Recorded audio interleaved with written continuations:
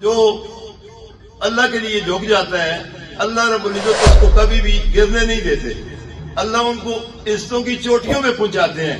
اور جو آدمی بھی عزت چاہتا ہے اللہ سے، اللہ کے سوا کسی کے پاس عزت ذلت نہیں ہے، صرف اللہ کے پاس ہے.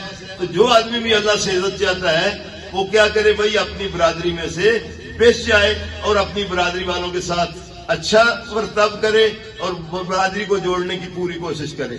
کیوں بھائی، بھائی سے کوئی آدمی ڈاڈا ہو سکتا ہے؟ کیوں جی؟ بھائی سے کوئی نہیں ڈاڈا ہو سکتا. بھائی کو بھائی بنا کے چلاؤ. جب بھائی بھائی بنے گا اپنی جان بھی دے گا آپ کے لیے. اگر بھائی کو طاقت دکھاؤ گے، بھائی کے ساتھ کو دو نمبری کرو گی تو باہر کا آدمی پھر کسی نہ کسی وجہ سے ڈر جائے گا، بیچ جائے گا. لیکن بھائی کبھی بھی بھائی سے ڈرتا نہیں ہے. تو بھائی اگر ہم یہ چاہتے ہیں دنیا کی زندگی بھی ہماری اچھی گزرے، موت بھی ہماری اچھی ہو، آخرت بھی ہماری اچھی ہو، تو اللہ کے لیے بھائی ہم اپنی برادری کے ساتھ دل سے ہمدردی کریں اور ان کے ساتھ یہ دکھلاوا ریاکاری نہ ہو. اللہ کو سامنے رکھ کے ان کے سامنے بیچ جائیں اور اندھیرے میں روشنی میں ان کی خدمت کی ہم پوری نیت کر لیں، عزم کر لیں کہ اللہ کو پتہ ہے جس کو میں نے جتنی استطاعت دی ہوئی ہے، جتنے آلات وسائل دی ہوئے ہیں، اللہ کے علم میں ہے.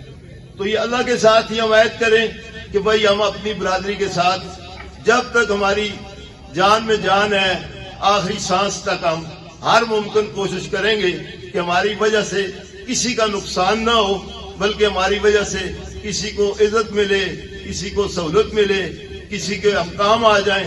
کیونکہ مرنے کے لیے ہم آئے ہیں، جینا ہم نے نہیں ہے. تو برادری میں ہوتی ہیں چھوٹی موٹی باتیں، یہ بھائیوں ہی میں ہوتی ہیں. تو میں آخری ایک چھوٹی سی گزارش کروں گا. اللہ کے ہاں اعلیٰ وہ ہے کہ جس کا تقوی اچھا ہے، جس کے اعمال اچھے ہیں. یہ دنیا کا ایک دستور ہے.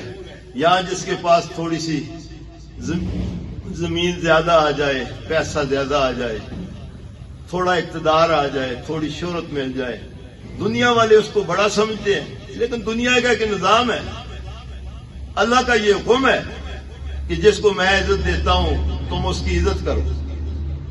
یہ اللہ کی طرف سے ہے. اور اس کے ساتھ تم ویر نہ کرو، اس کے ساتھ جلن نہ رکھو کہ میں نے اس کو عزت دی ہے. اور جب تک میں اس کو ذلیل نہیں کرتا، کوئی بھی دنیا کی طاقت اس کو ذلیل نہیں کر سکتی. تو عزت والوں کا حق ہے کہ بھائی اپنے بھائیوں کو ساتھ لے کے چلیں اور گرے پسے ہوئے بھائیوں کا خیال کریں اور ہر حال میں ان کی مدد کرنے کی کوشش کریں. تو بات لمبی ہو جائے گی. اب یہ جو ہمارا جرگہ بنا ہے، ہم سب ایک خون والے لوگ ہیں، ایک نسب والے لوگ ہیں، ہم سب ایک سوچ والے لوگ ہیں. اس میں اللہ آپ کو جزائے خیر دے. آپ نے ایک کابینہ چنی جو 10-15 لوگوں کی کابینہ ہے، وہ آپ کے بھائی ہیں. تو اگر آپ ان کا ساتھ نہ دیں تو وہ کچھ بھی نہیں ہے. اگر آپ ان کا ساتھ دیں، ہر موقع پہ ان کو سپورٹ کریں، تو یہ پورے ملک کے لیے، یہ جو ہمارا مجمع ہے نا جی سامنے جو بیٹھا ہوا ہے، یہ پورے ملک کو اٹھانے کے لیے کافی ہے. اگر ان کے ساتھ ٹیم نہیں ہوگی، برادری نہیں ہوگی، قوم نہیں ہوگی، تو یہ کابینہ کچھ بھی نہیں کر سکے گی.